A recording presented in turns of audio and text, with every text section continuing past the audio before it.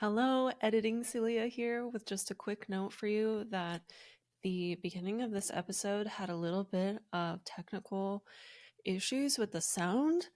I did my best to cut out the parts that were very wonky, but there are still a little bit of moments in there. So please excuse that. And then we also started recording, and I started recording before Shaté got on the call. And so the conversation just kind of like dives right in. We're talking first. We asked each other about like our New Year's and stuff. So I cut out a little bit of that in the beginning too, and tried to have it kind of like start in a place that is relevant for you. So that's why the episode just kind of starts off. But I hope you enjoy this. I really liked spending this time with Shaté, and be sure to connect with her. There are links in the caption. And yeah, without further ado, let's get into the episode. Thank you so much for being here.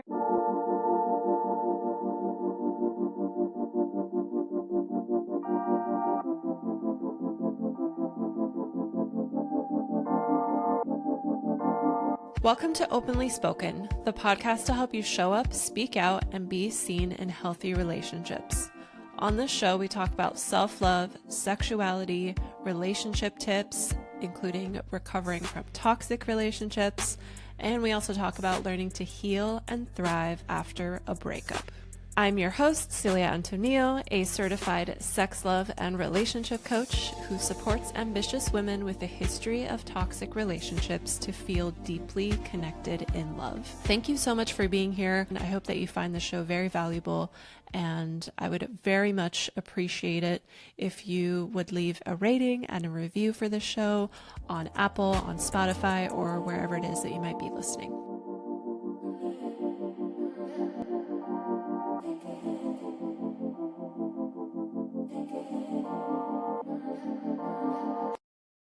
Shaté Hayes is a career and business strategist who's on a mission to help creative professionals everywhere feel a sense of purpose and pride in their careers. She spent over a decade in her first career as a professional dancer and choreographer, helping aspiring dancers build their professional careers. As an ed tech leader, she led the delivery of career content and programs to thousands of professionals each year.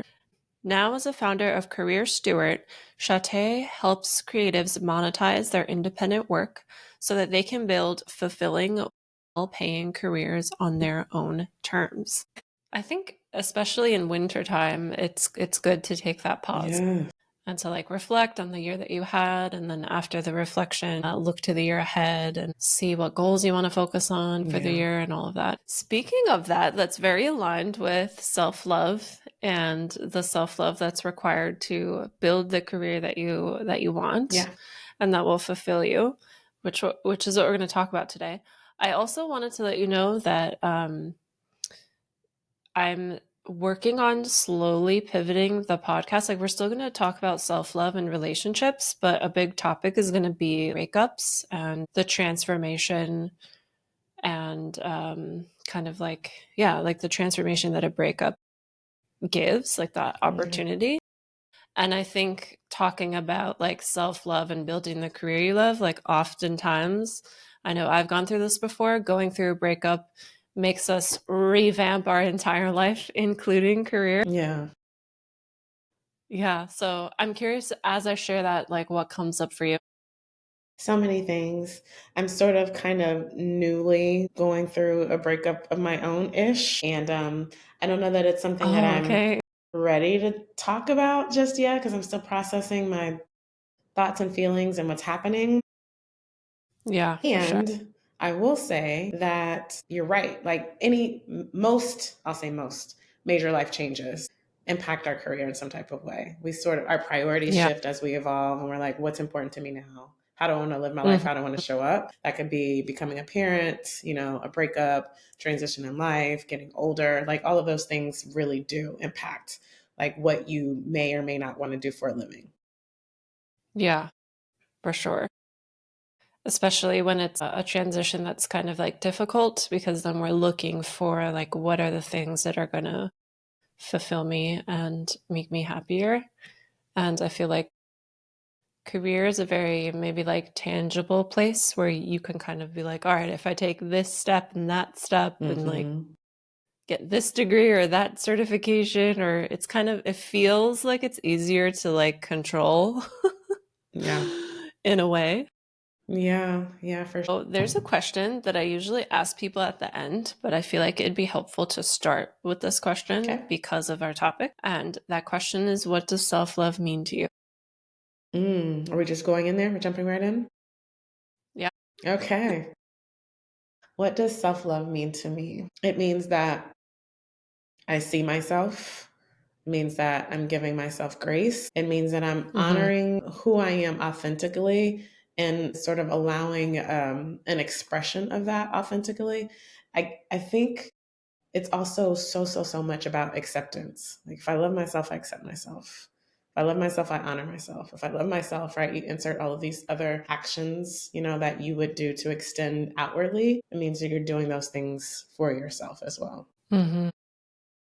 Yeah. And how has your journey with that self-acceptance been? What has that looked like for you? Yeah, it's been an interesting one. I think probably in the past couple of years, I've come to more self acceptance than I have had in my entire life. And I think it's because of life and therapy and, a whole bunch of things, spiritual journey. I can say, I've always been really, really great with throughout my life, accepting other people, loving other people, seeing other people. And then I've always been the hardest on myself. I don't know. There's some theories where like I grew up, as a dancer, and so much of that practice is critique, right? Your Yes. body, you're looking at yourself all the time. You're doing this wrong. Fix this, do this better, make this higher, be slimmer, Yeah. your face needs to be better, go harder. If you're injured, take a beat, do it again, right? So there's so much of that is just Yeah. about criticism. And I think, I don't know if that played a role in me, doing it to myself, right? Just like, let me fix it before someone else can. And so, all of these little nuances, these things play a role in in our relationship with ourselves, quite honestly. And so we spend so much time being taught about, how to be good to other people, love your neighbors this way, right? And I don't think, at least not in my life, I've seen a lot of like how to do the same thing in a relationship with yourself, because that's the most important one. That's what I've learned. That's the most important one. Yeah, and I think I totally agree. And I think the more we can get closer with ourselves and make that relationship with ourselves something that's more harmonious, Yeah, then that whole external thing of loving others becomes even better exactly. because it comes from this like place of overflow. Yeah, 100%. My therapist says, speaking of that term overflow, you fill your cup, right? What's in the cup is for you. The overflow is for everybody else. So yeah. Yes. Yeah. Yeah, that saying is like so cliche, but it's true.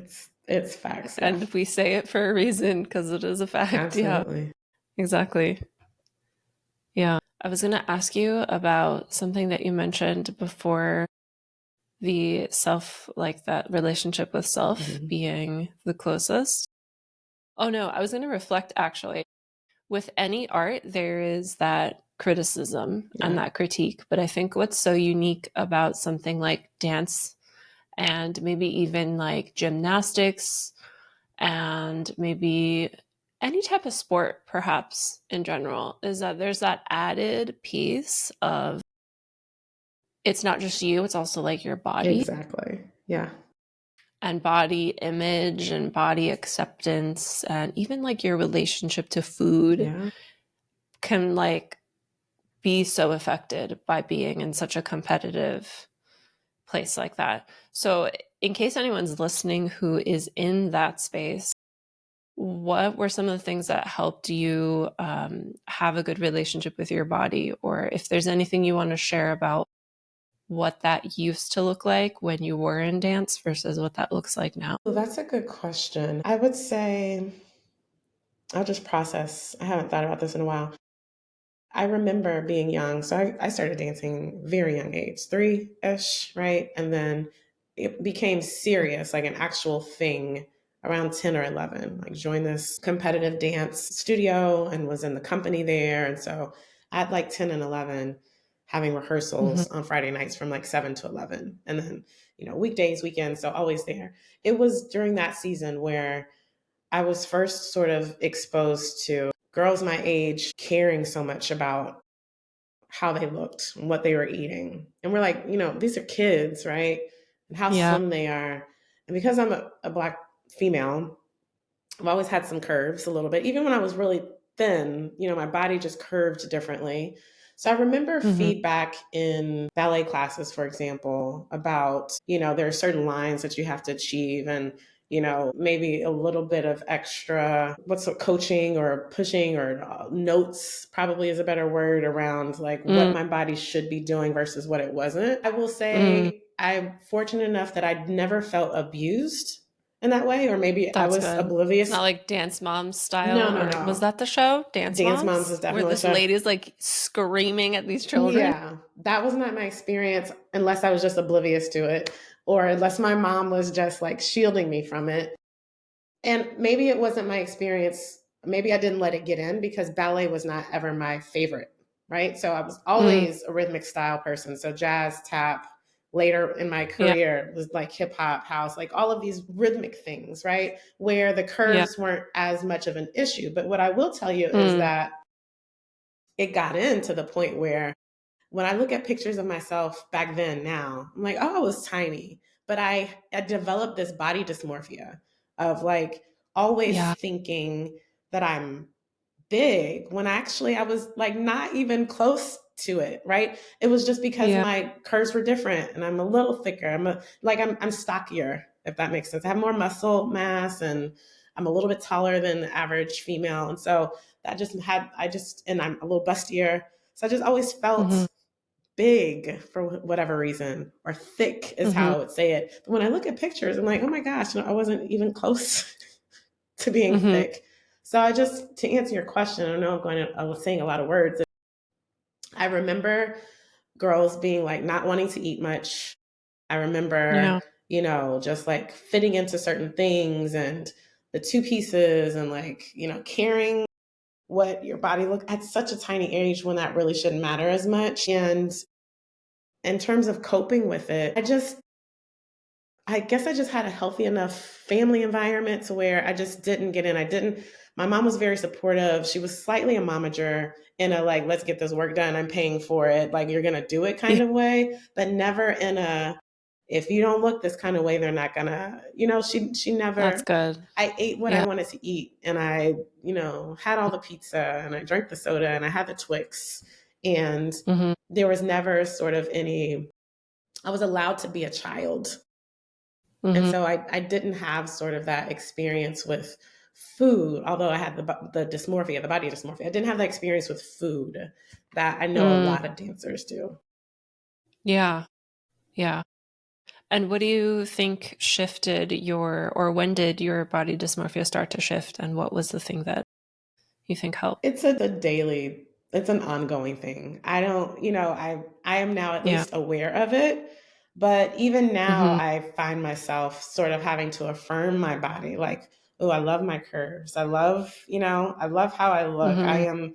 I am insert whatever the affirmation is. It's still a thing for me, to be honest, or I think I'm bigger than I am. At least now I'm able to celebrate like dress sizes, like, oh, I remember, right? And I Yeah. guess my experience is a little skewed also because, my grandmother is like what they would use this term jokingly and kind of like cheesily, like it was supposed to be endearing. It wasn't supposed to be mean. When I was a professional and, there's all this typecasting in the Mm-hmm. professional dance world. And it's like, okay, if you're auditioning for this artist who is, 5'5" and a certain weight, they want the dancers around them to either match that or be, make them look smaller or make them look bigger. So there's a lot of casting around size. And there were so many jobs Oh, where, interesting. yeah, there's so many jobs where it's like, okay, you can't be taller than 5'5". We need, X Latin, X Asian, X Black, X white, right? So you're sort of, your competition based on what they've said they need to cast for. Mm. And I just remember sort of before you even learn any of the choreography being brought out, and it's like, okay, everybody just stand on the line like, you're too tall, you're too tall, you're too tall. All my Amazons, they would call us Amazon. All my Amazons, you kind of You're gorgeous, but How tall are you? I'm 5'6". Like, I'm not even that tall. I'm taller than you. See? Oh my gosh. Oh my gosh. Yeah. I'm German, Well, so we're huge. yeah. But yeah, this like, oh my Amazon, thank y'all so much for coming. Like, you're gorgeous, but you're too tall. We can't use you. Wow. So that also kind of contributed to like this, like I'm above average something for the typical woman. It's height, it's weight, I remember my weight especially being a thing because I mentioned I'm stockier. So I know in middle school when I was hitting puberty, I started to be like weigh over 100 pounds, right? I went from like weighing nothing to like 120. And it seemed to jump 10 pounds every year. So by high school, I was like 140. I specifically remember in college being like 150 and sort of that feeling like that meant something. Even when I look at the pictures and I see how tiny of a frame I had, that number meant something when everyone else was like, oh, I'm a size 2 and I weigh 20. And I'm like, oh, I weighed that in like 6th grade, So it's just always been a weird thing. Yeah. I think it's also hard to escape the body dysmorphia, whether or not you're in dance, just as a woman in general, because we're told a lot more than men what our bodies should look like. Yeah. And we receive the messages from like very secretive places. Like I remember when the Barbie movie came out, I purposely didn't watch it because I think Barbie gave me body dysmorphia when I was a kid. Yeah. Just like seeing her very unrealistic proportion. And it's just everywhere. It is. Yeah. Yeah. I'm sure that it's probably gotten a lot better now because now there's a lot more, like versus when we were growing up, there's a lot more celebration 100%. for a variety of sizes. Yeah, thankfully. Yeah, 100%. And I always look at, music videos or award shows with that lens, like Lizzo and all of her, I know she's had some controversy, but I'll use that as an example. My goodness, like if there were larger women being cast for things, it was intentional. Like we are trying to make a statement and we want this, but it wasn't necessarily the norm. Or if I look at Beyonce's homecoming Coachella performance and the range of sizes of all those women, like gorgeous dancers of all different sizes, I was like, oh yeah, that's powerful. And that's how honestly it should have always been. But there was a world when, that wasn't really necessarily the case always. Yeah. So now I'm curious to know what the beginnings of your business that you have now, Career Steward, like where did the inspiration for that come out of? So much of it is rooted even from my dance career days. Like I remember intentionally choosing, like going against this thing that I studied in college and was like, nope, I'm going to be a performer. I'm going to move to LA. I'm going to figure out what that means. And like doing all the blood, sweat, and tears to figure that out with like no money, no network, no anything to have this career. And I remember just feeling like, oh, everyone should feel this way. Like I made my dream come true. Everyone should feel this way. And it just so happened that I had an opportunity on a whim in grad school. I was studying to get a master's in dance, and the department chair comes in 5 minutes before class starts and is like, hey, we have this career course for undergrads. We need a TA, teaching assistant. Can you do it? It starts like now. Can you go? And I was like, sure. I did it and fell in love with career development. Like I was able to tell them all the things I wish I had known and, how to make a living. Like so much time back then, especially, was spent teaching someone how to make art, how to make a thing, but not how to sustain a living making that art. Yeah. And so I finally get to talk about totally missed in art school. Yes, totally talk about like taxes and savings and saying no to a job if it's not right for you and your mom, like just all of these things. And when I transitioned from my dance career, I moved into workforce development, career development in the corporate space. And then I was like, no, I want to go back on my own and like keep doing this with creatives. And so, yeah, here I am with Career Steward, sort of this fusion of, all the parts of me, quite honestly, in service of helping more people feel a sense of like pride and purpose in what they do every day for a living. So then do you work with just creatives in general now, or do you work with dancers? I work with creatives in general. Okay. There are Okay. a larger portion of the folks who are connected to me who, found me through my days of like Mhm. writing about dance stuff. So dancers are definitely still heavily represented, but it's all creatives. And then I also work with nonprofits who are kind of focused on professional development in some way, not necessarily in the creative space. And I kind of help support some of the content and programming in that lane, but all around the lens of helping someone grow their body of work. Okay.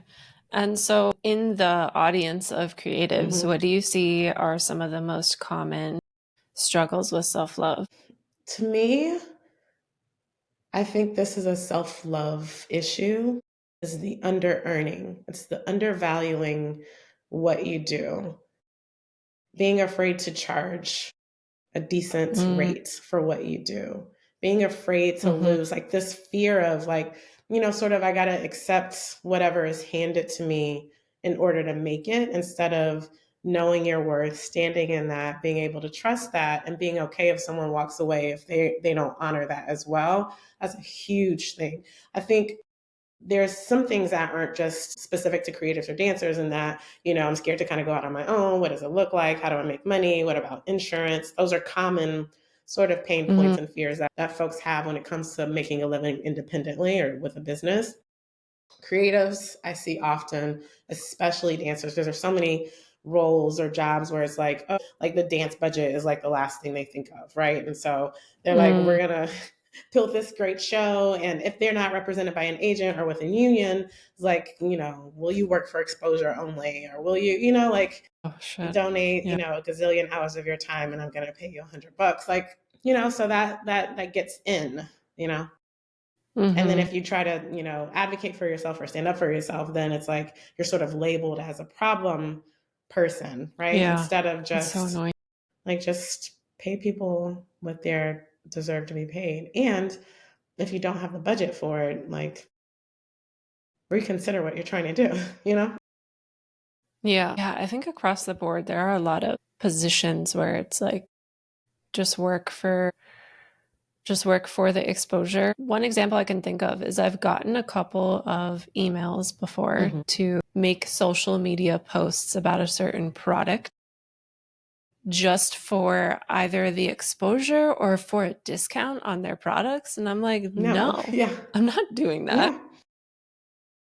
And I'm like, I'm in my mid 30s. I don't have time to work for free. Exactly. Exactly. Yeah, you're right. There are times when it does make sense if you're just starting out. Internships are that Yeah. way. If there's really a super like legitimate way to network from the opportunity, that makes sense. But if you're just Yeah. out here saying like work for exposure, there's hardly ever any follow up on that. Like, what does that exactly mean? Yeah. Yeah. There's no way to really measure Yeah, what you're getting out of your investment of the time. exactly. Yeah. Yeah. The under earning is a huge thing.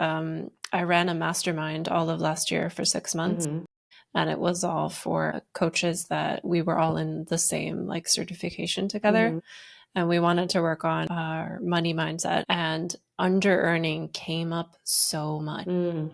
And what we found was underneath the under earning were a couple things. One was like, I'm not known enough, and not enough people know about me. Like, I have to be famous and have all these followers to like, that will justify the price. Yeah, Or they'll be like, really underneath all of it, it's the sense of like not feeling worthy not enoughness. of getting paid. Yeah. Yeah, not feeling enough. Mm-hmm.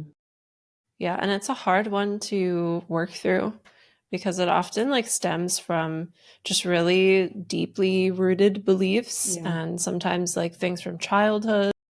So yeah, it's very complex. Yeah, definitely a mindset thing, which is, one of the things, even when I'm talking through, like, this is how you could potentially make 100 years as a creator, for example. So much of that is mindset. Like, there is no getting there without, a mental upgrade as Mm-hmm. well.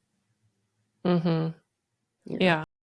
So what's another struggle with self-love that you've seen besides the under earning? From creatives, or Mm-hmm. Yeah, from creative.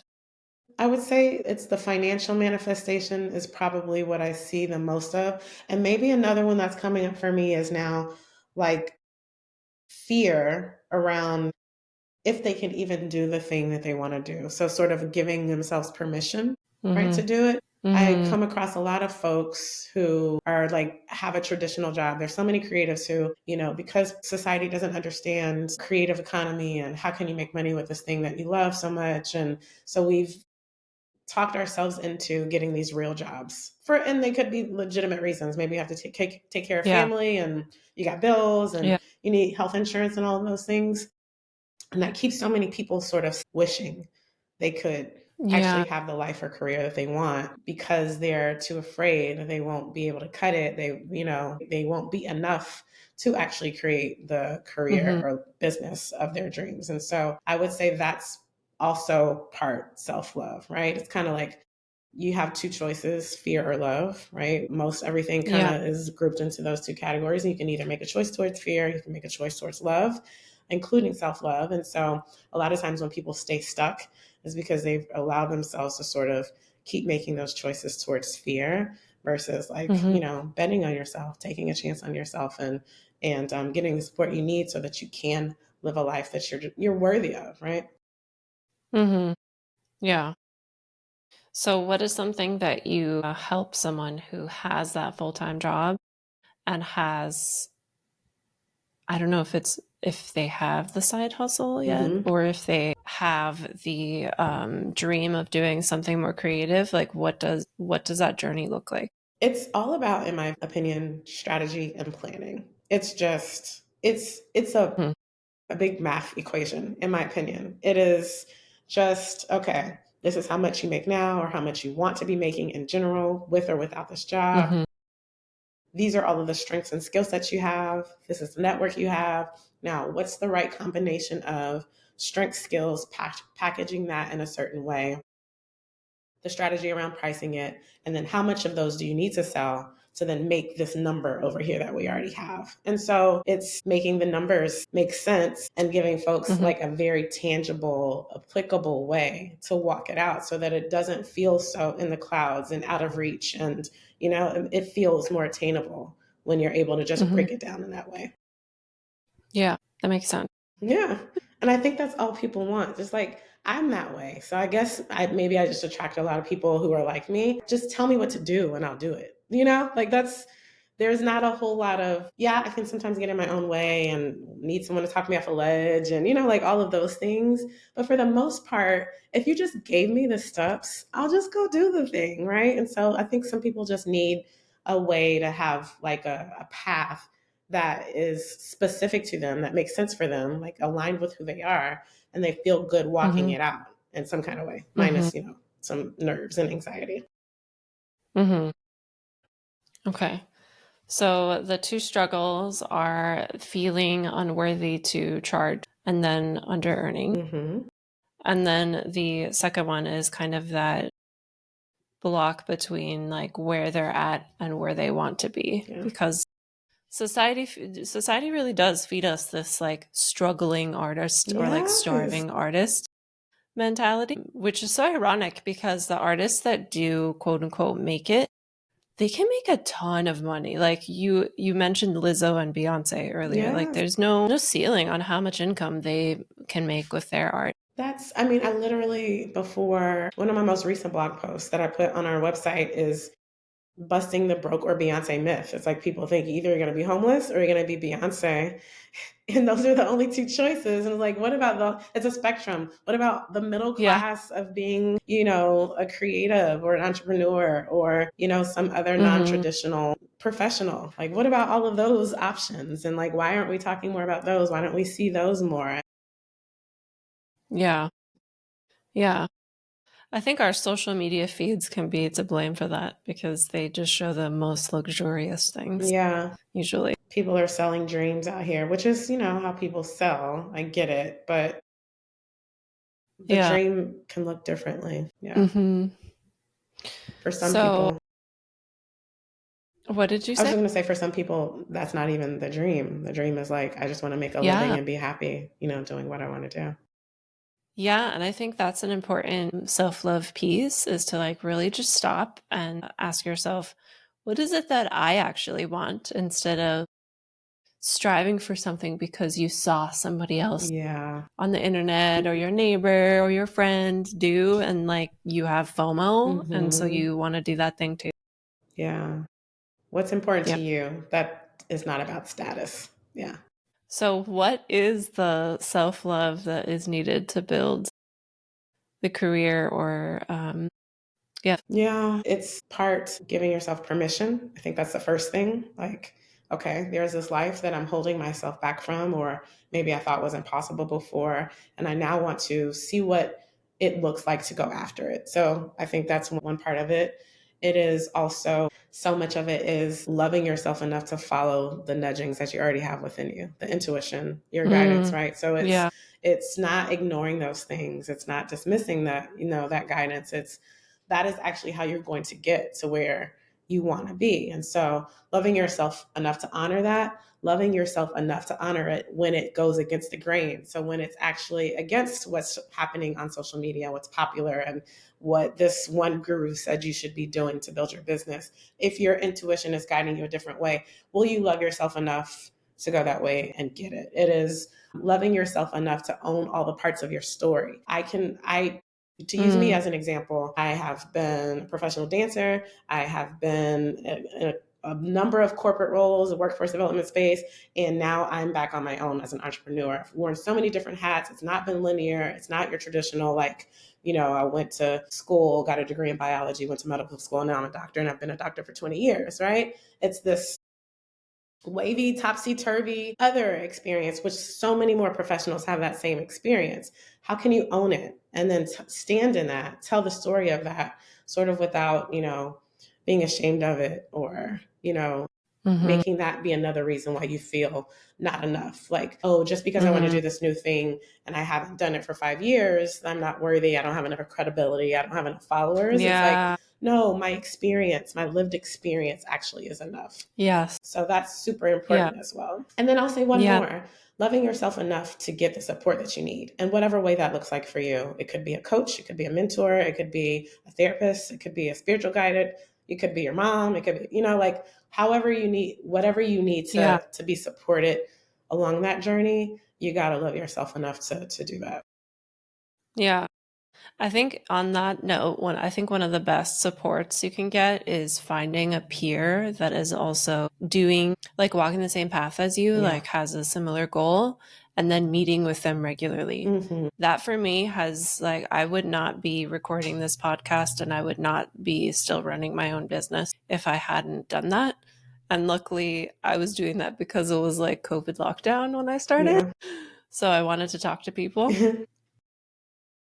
Yeah, but you make a really good point with the piece about looking at your lived experience, especially when you are transitioning into a new career, or maybe you're still new in a career. I think now it's more and more common that people are transitioning. Like the whole narrative of staying at the same job for 30 years used to be the norm and is not really the norm anymore. Mm-hmm. And it comes up a lot that people think they don't know enough yet when they are 5 years into a new position or a new business or something, Yeah.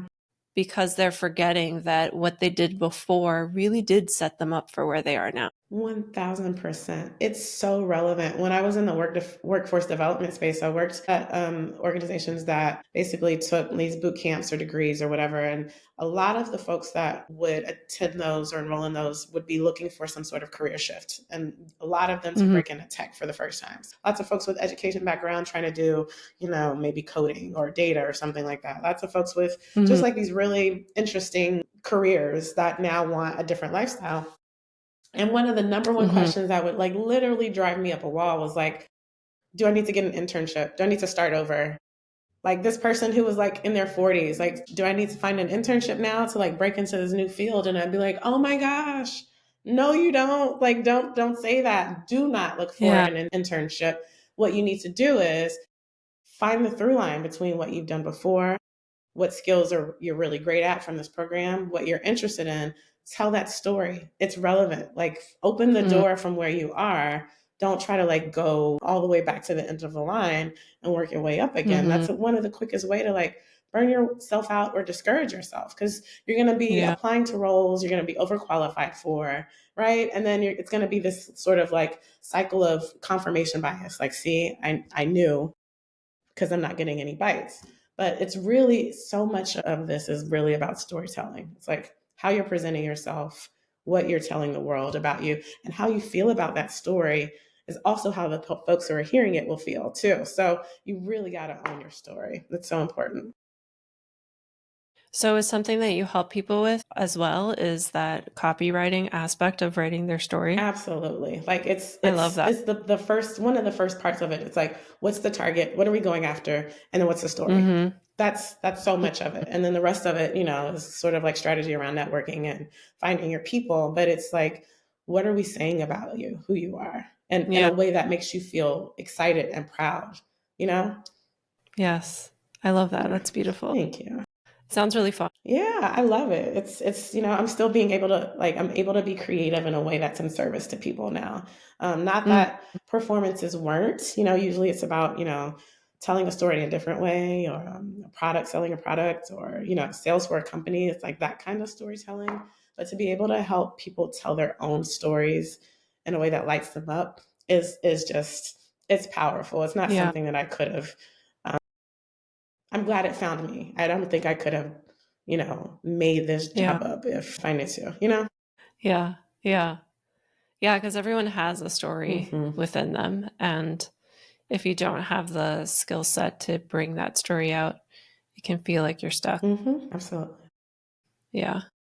I think another piece of that we brought up earlier about that starving artist and people getting like a quote unquote real job. I think what's also so kind of unfortunate about that is that creativity is innate in us. I truly believe every human being is creative and that we're all meant to create. And we're just not really exposed to all these different forms of art because of the way we live. Like back when we were living in tribes, art was a part of our everyday life, like making pottery, cave paintings, or whatever else we were doing, singing, drumming, all of that stuff. And that's all been like taken away from us, from all societies. And we're kind of given this narrative that only talented people are creative.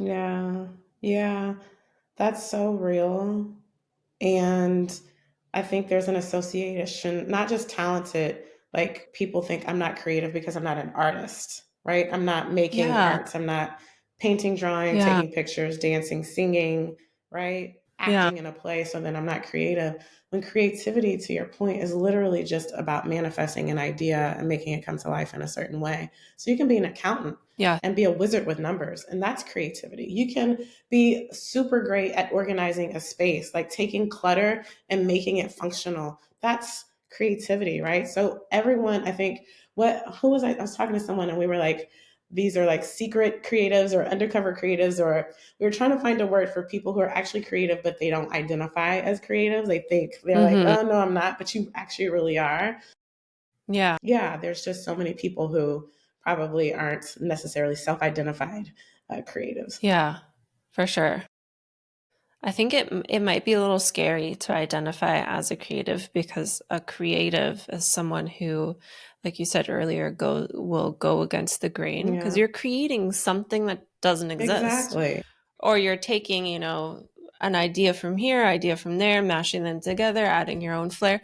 You're creating something new. Like, you have to be able to be very grounded in your sharing of that to other people. Like, being creative requires that element of being seen, and that can be very terrifying. Yeah, lots of folks don't want to be seen. I understand that. I used to try to hide myself. It's interesting. I was a performer, but was sort of like afraid to be seen as myself, like who I really was. And so that's definitely a thing. Yeah.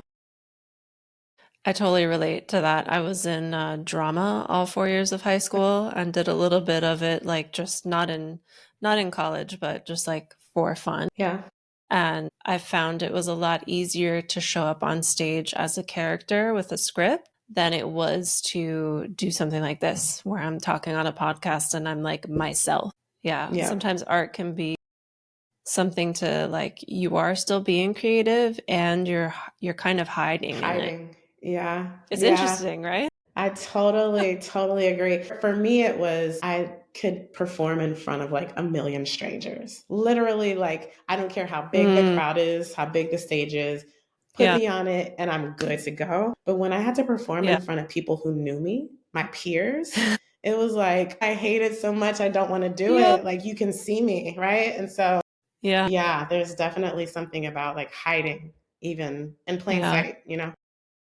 Yeah. Hiding in plain sight. I also find it, I love singing, but I find it Mm, so much easier to sing in like a group yeah. and solo singing. I've done it once. I've done like a musical improv performance for a Nice. class I took, and that was fun. But don't ask me to sing just by myself, but we could sing together. Exactly. I know the feeling. Actually, Yeah. that's gotten better over time Hmm. because I have to sing sometimes for some like women's circles that I host. Well, I hope I get to hear one of those one day. Yeah. Yeah, that would be fun. Yeah. So, is there any other self-love kind of like a self-love toolbox or self-love must-have that you think is very powerful for getting people to build the career that they love? I'll just use things that have worked for me. I think journaling is super powerful in terms of helping you to process and make sense of what it is that you're feeling and, yeah, make sense of it in interesting ways. Affirmations are going to always be one of my favorites, and not even just affirmations in terms of mantras, but like your self Mm-hmm. talk, like how you're talking to yourself, about your life, making sure that that is affirmative. It's affirming what you want because you will have what you say. So, and you will have what you think. So if you think you can't get it, if you think that you're not enough, if you think you're not worth it, and you act accordingly, your reality is going to manifest that. Your reality is going to be that. And so, how can you make all the things you think and say affirmative of where you're trying to go? I think that's really important. And then all the other, I think, things that I do are sort of tools of self love and self practice of that. Therapy, massages, Yes. Oh my spiritual gosh, yes. practice, my walks in nature, like all of that helps me to sort of stay grounded in who I am and, my self view and my self worth and how I show up in the world. Mm-hmm. Mm. Love that. How about you? What are yours? What's your tool? I love sound baths. Mm, okay. Like I like going in person is the best, but there's also a ton on YouTube and I have a Yeah. couple of instruments myself. I like it because you get to just lay down and listen. And if you're playing the instrument yourself, you just can't help but be super present Yeah. with the sound. I just bought a book that's like a whole guide to sound healing because I would love to facilitate sound baths in the Wow. future after almost like 10 years of being obsessed with going to them Yeah. myself. Yeah. That sounds like a natural progression. Also, by the way, I hope you never say that you're not a creative because I just heard in the past like 2 minutes that you were in plays, that you sing and you play instruments. And so you've got like a, Yeah. triple threat situation going on over here. Oh, thank you.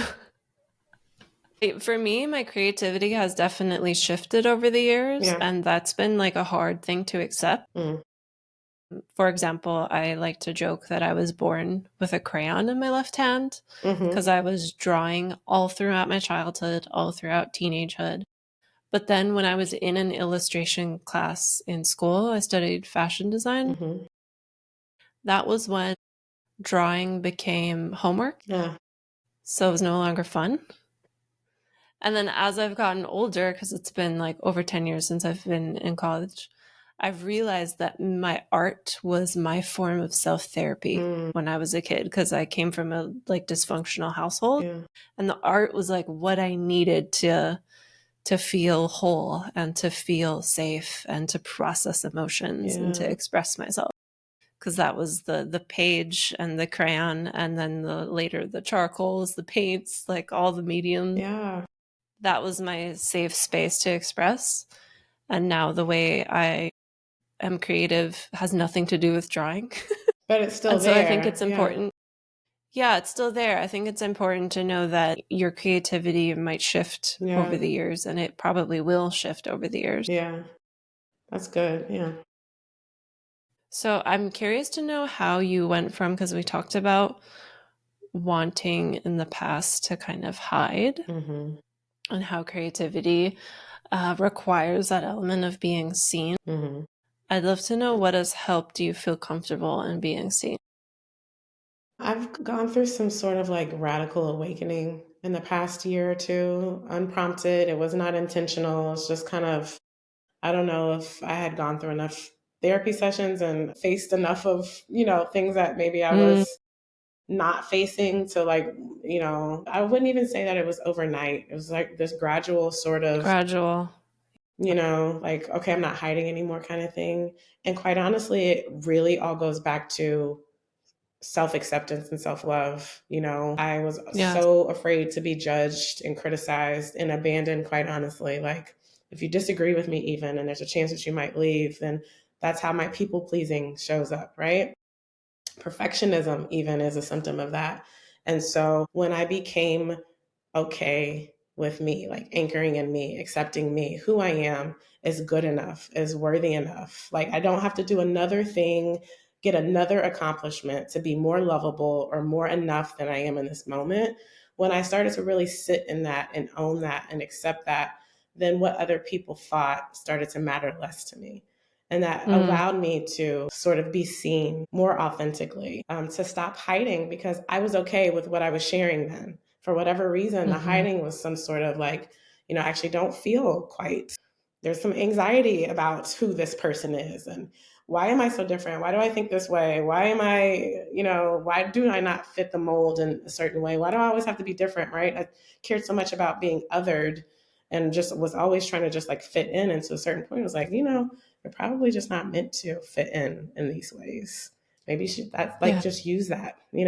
So it was really just a journey of me accepting me and who I am. And that really allowed me to then start to show up. that's so interesting because what I'm hearing is like, and I completely went through this journey myself as well, that there's this, before we have this self acceptance, there's this desire for acceptance outside of us before we have given that to ourselves. Yeah, But once we give it to ourselves, we no longer need it from outside of us. exactly. Yeah. Like you said, what other people thought mattered less. Mm-hmm.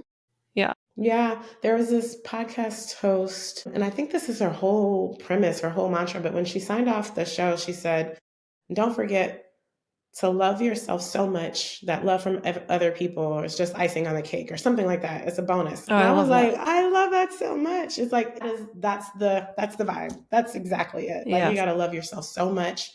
Like, yes, you're I think it's nuanced. Like, I'm gonna always want love for my family, my mom, my dad, my brother, Mm-hmm. right? Like, that's gonna always matter to me. But generally Mm-hmm. speaking, I gotta love myself so much that acceptance, validation from other places is not really as important. Yeah. Yeah. I feel like that can kind of tie into that piece about one of the support things you mentioned was like asking for help. Yeah. And I feel like maybe when we are in these self development spaces that are telling us, love yourself so much that love from other people are just the icing on the cake or the opinions of others don't matter. I wonder if that also feeds into it being hard to ask for help. I don't know because I think asking for help is a form of self love. It's showing that you don't have to do it Yeah. all.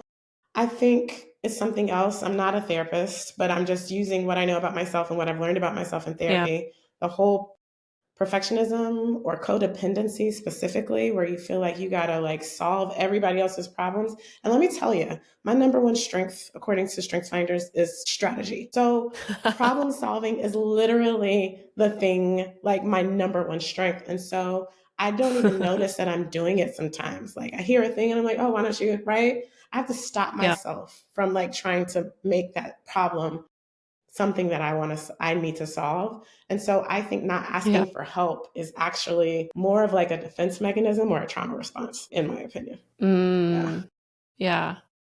Interesting. Yeah, I'm not a therapist either, Yeah. but I love reading about psychology and Mm-hmm. all that stuff and have been through a lot of therapy myself. Yeah. Yeah. Yeah. Okay, so I already asked you one question that I ask people at the end, Mm-hmm. but there is another question that I ask everyone, and it's what is your favorite part about being a woman?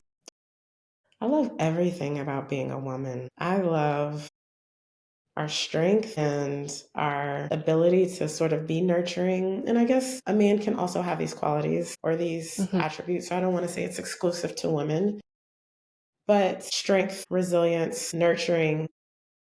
Yeah, I love my hair. I love my curves. I love, yeah, just being able to be present in this world, in this body, in this configuration.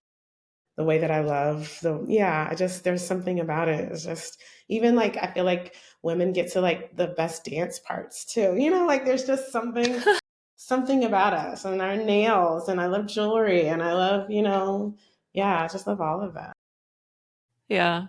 It's interesting how some of that though is just like our society. Uh, Like men can grow their nails long and paint them if they want that's to, true. That's but true. in our society, like we're told that that's for girls only. Hmm. Yeah, it's very interesting. Yeah, I was trying not to get into sort of like gender constructs and roles and things like that, but Yeah, it's hard not to though. yeah, it really is because I've lived my life my whole life this way, and actually, like that's what I love about me. One of the things I love about being a woman. So yeah, You didn't have to cough, I did. I was just thinking that. I coughed for you. Thank you, because I was like, please don't cough. Please. The whole conversation. So, for people who are tuned in, where can they connect with you? Where can they find you? And we've sprinkled talking about your work a little bit through this conversation, Yeah. but feel free to share more. Yeah, I mean, if you're someone who's like just trying to figure it out, maybe let's say you're one of the folks that wants to own your story, like love yourself so much that now you're owning your story. I've got a really cool tool called the Multi-Hyphenates Manifesto, which really like helps you put down on paper like what are my strengths? Who am I?